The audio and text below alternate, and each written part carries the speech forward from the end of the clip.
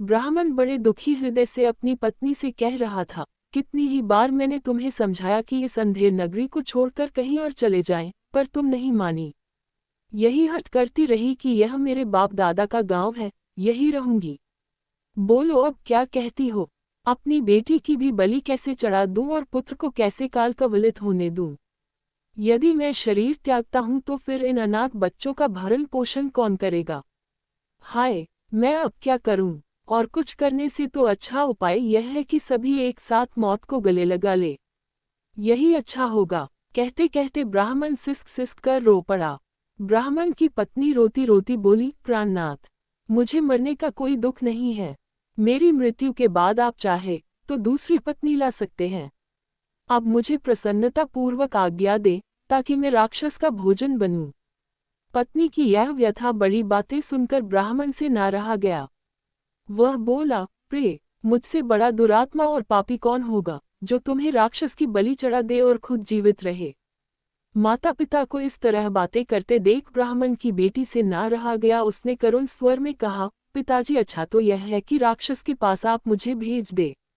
सबको इस तरह रोते देखकर ब्राह्मण का नन्हा सा बालक पास में पड़ी हुई सूखी लकड़ी हाथ में लेकर घुमाता हुआ बोला, उस राक्षस को तो मैं ही इस लकड़ी से इस तरह जोर से मार डालूंगा। कुंती खड़ी खड़ी यह सब देख रही थी। अपनी बात कहने का उसने ठीक मौका देखा। वह बोली, हे ब्राह्मण, क्या आप कृपा करके मुझे बता सकते हैं कि आप लोगों के इस असमय दुख का कारण क्या है? ब्राह्मण ने कहा, देवी, सुनिए, इस नगरी के समीप एक गुफा है, जिसमें बक नामक एक बड़ा अत्याचारी राक्षस रहता है। पिछले 13 वर्षों से इस नगरी के लोगों पर बहुत बड़े जुल्म ढा रहा है।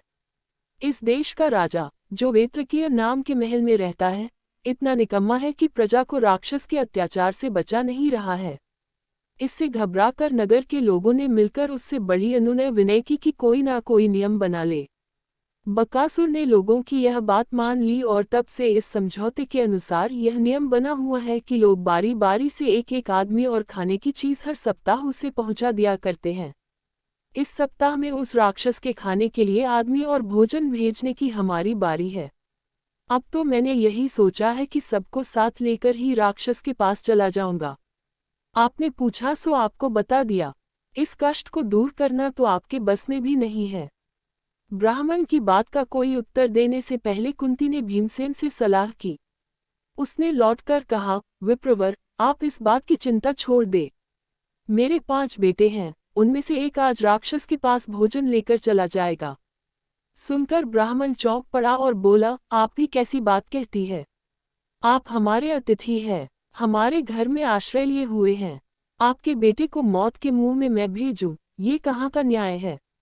मुझसे यह नहीं हो सकता। कुंती को डर था कि यदि यह बात फैल गई, तो दुर्योधन और उनके साथियों को पता लग जाएगा कि पांडव एक चिक्रा नगरी में छिपे हुए हैं। इसलिए उसने ब्राह्मण से इस बात को गुप्त रखने का आग्रह किया था। कुंती ने जब भीमसेन को बताया कि उसे बकासुर के पास भोजन सामग्री लेकर जाना होगा, तो युधिष्ठिर खींच उठे और बोले, ये तुम कैसा दुस्साहस करने चली हो, माँ? युधिष्ठिर की इन कड़ी बातों का उत्तर देते हुए कुंती बोली, बेटा युधिष्ठिर, इस ब्राह्मण के घर में हमने कई दिन आराम से बिताए हैं। जब इन पर विपदा पड़ी है, तो मनुष्य होने के नाते हमें उसका बदला चुकाना ही चाहिए। मैं बेटा भीम की शक्ति और बल से अच्छी तरह परिचित हूँ। तुम इस बात की चिंता मत करो।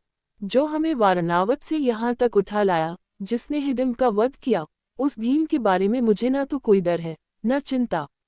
भीम को बकासुर के पास भेजना हमारा कर्तव्य है। इसके बाद नियम के अनुसार नगर के लोग खाने पीने की चीजें गाड़ी में रखकर ले आए। भीमसेन उछलकर गाड़ी में बैठ गया। शहर के लोग भी बाजे बजाते हुए कुछ दूर तक उसके पीछे पीछे चले। एक निश्चित स्थान पर लोग रुक गए और अकेला भीम गाड़ी दौड़ाता हुआ आगे गया। उधर राक्षस मारे भूख की तड़प रहा था। जब बहुत देर हो गई, तो बड़े क्रोध के साथ वह गुफा की बाहर आया। देखता क्या है कि एक मोटा सा मनुष्य बड़े आराम से बैठा हुआ भोजन कर रहा है। ये देखकर बकासुर की आंखें क्रोध से एकदम लाल हो उठी। इतने में भीमसेन की भी निगाह उस पर पड़ी। उसने हंसते हुए उसका नाम लेकर पुकारा।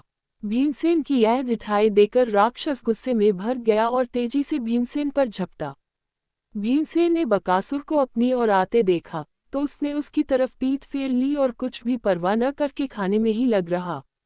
खाली हाथों काम ना बनते देखकर राक्षस ने एक बड़ा सा पेड़ जड़ से उखाड़ लिया और उसे भीमसेन पर दे मारा, परंतु भीमसेन ने बाएं हाथ पर उसे रोक लिया। दोनों में भयंकर मुठभेड़ हो गई। भीमसेन ने बकासुर को ठोकर मार कर गिरा दिया और कहा, दुष्ट राक्षस, जरा विश्राम तो करने दे। थोड़ी देर सुस्ता कर भीम ने फिर कहा, अच्छा, अब उठो। बकासुर उठकर भीम के साथ लड़ने लगा। भीमसेन ने उसको ठोकरें लगाकर फिर गिरा दिया। इस तरह बार बार पछाड़ खाने पर भी राक्षस उठकर भिड़ जाता था। आखिर भीम ने उसे मुंह के बल गिरा दिया और उसकी पीठ पर घुटनों की मार देकर उसकी रीढ़ तोड़ डाली। राक्षस पीड़ा के मारे चीख उठा और उसके प्राण पखेरु उड़ गए। भीमसेन उसकी लाश को घसीट लाया और उसे नगर के फाटक पर जाकर पटक दिया। फिर उसने घर आकर मां को सारा हाल बताया।